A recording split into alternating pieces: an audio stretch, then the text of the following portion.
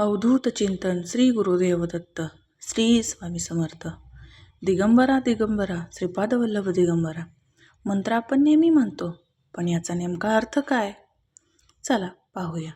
भगवान श्री दत्तप्रभू हे साक्षात परिपूर्ण परब्रह्म आहेत.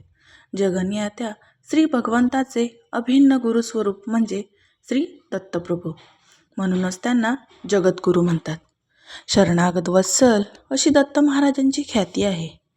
श्री दत्त अवताराचा आणि श्री दत्तात्रेय देवताचा उद्भव, उगम आणि प्रवास अद्भुत आहे.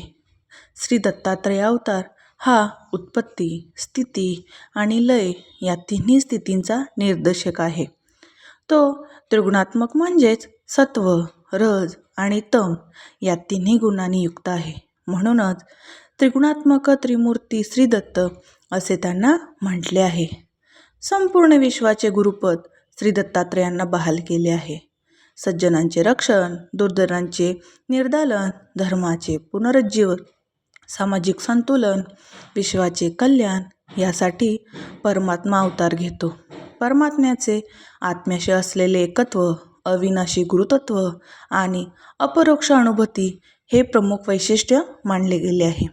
दिगंबरा दिगंबरा श्रीपाद वल्लभ दिगंबरा हा महामंत्र मांडला गेला असून कोट्यावधी भाविक भक्तगण असंख्य वेळा या मंत्राचे पठण, जप करतात.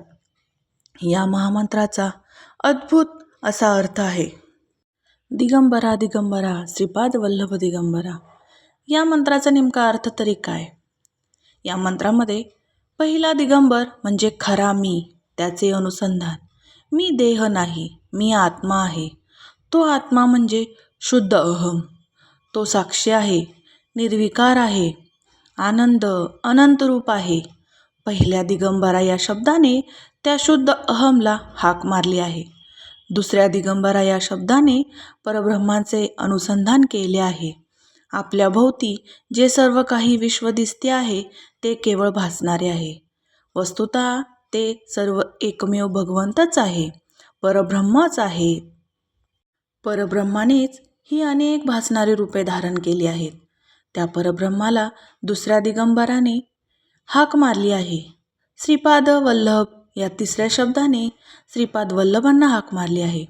श्रीपाद वल्लभ भगवंताचे सगुण साकार रूप आहे. ते भगवंताचेच अवतार आहेत. त्यांना संबोधन केले आहे. चौथ्या दिगंबरा या शब्दाने प्रार्थना केली आहे. माझ्यातील सर्व विकार नाहीसे करा. मला लवकर आपल्या जवळ न्या. आपले स्वरूप मला प्राप्त होऊ द्या. मी देह असे जे मला वाटते आहे तो माझा भ्रम आहे.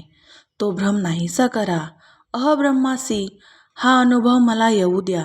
आपल्यासारखी दिगंबर स्थिती मलाही द्या. अशी प्रार्थना चौथ्या दिगंबरा शब्दात असल्याचे सांगितले जाते.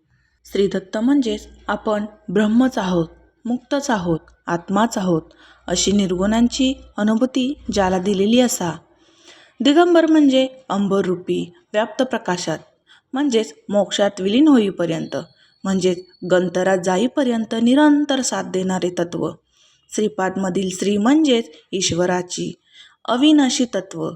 अशा ईश्वररूपी अविनाशी तत्वाच्या म्हणजेच श्री तत्वाच्या चरणापर्यंत नेणारे तत्व म्हणजेच श्रीपादरूपी दत्ततत्व. वल्लभ म्हणजे भय निर्माण करणाऱ्या वैलंकित त्रासदायक लहरींपासून ब्रह्मांडाचे रक्षण करून जीवांना अभय देणारे तत्व म्हणजेच वल्लभरूपी दत्ततत्व. असा आहे दिगंबरा दिगंबरा श्रीपाद वल्लभ दिगंबरा या मंत्राचा अर्थ. चला तर मग सगळे मिळून बोलूया. दिगंबरा दिगंबरा श्रीपाद वल्लभ दिगंबरा. धन्यवाद.